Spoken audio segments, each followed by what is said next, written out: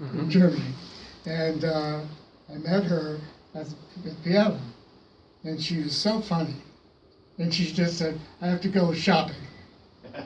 And because every time she only does 1 or 2 vocals at a time in the recording, never anything else. So when I did that, You mean 1 or 2 takes? yeah, only 1, 2. She doesn't need to, you mean? Or? Yeah, she only did 1 take.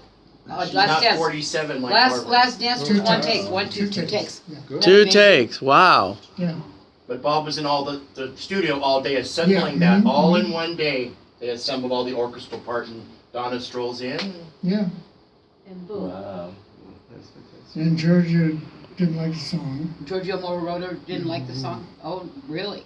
because it was Because It it was wasn't disco. Because, yeah, it wasn't And his. David Foster told Bob that he was committing disco suicide by taking a song slow, going Yeah. fast, Mhm. slow, and building again. Well, Barbara seemed to like it.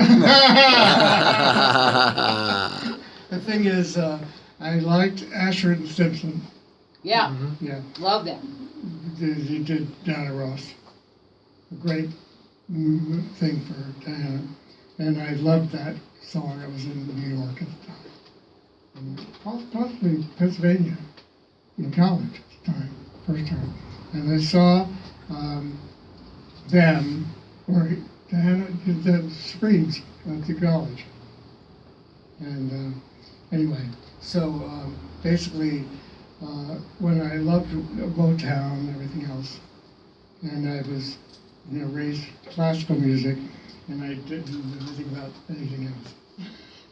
So when I was hired to do arrangements, I knew a little bit about arranging, but I never had an orchestration lesson. So I had to do something. So How wonderful. yeah, so I did Shutout after I did the bicentennial song for Paul July, the Ron Dante produced. And one day, another one gay thing, Yankee Blue Dandy, Oh, which was very disco. Mhm. Yes.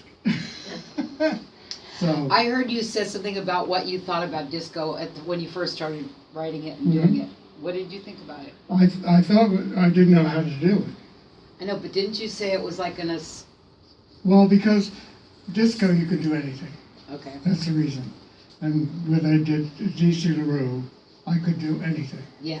And when I did Once Upon a Time in Munich, Oh, I did everything. Georgia never came to a session. He really? was upstairs. Wow.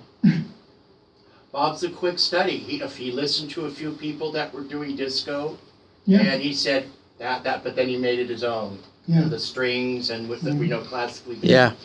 When did Once Upon a Time come into play? Was that When I Before- did Last Dance in 1977, July, the movie came out in '78, and Giorgio had the vocal session with Donna, barring me, and he didn't like the song. But when he heard it, and then one day we did it. So, and Barbara did a demo with me with a click and piano, and she sang the whole thing. I played the whole thing only one time, and Neil Booker loved the song. That's why he wanted me to do it. And Wow. I didn't know until Giorgio said to Neil when it came out, the 12-inch, my name is on it, and he said, you can't do that. I have a contact with Donna. So, He didn't produce a thing, wasn't at the sessions, and that took all the credit. yeah. Except on that 12-inch poster, one time they slipped. wow? We're working on getting it back. Yeah.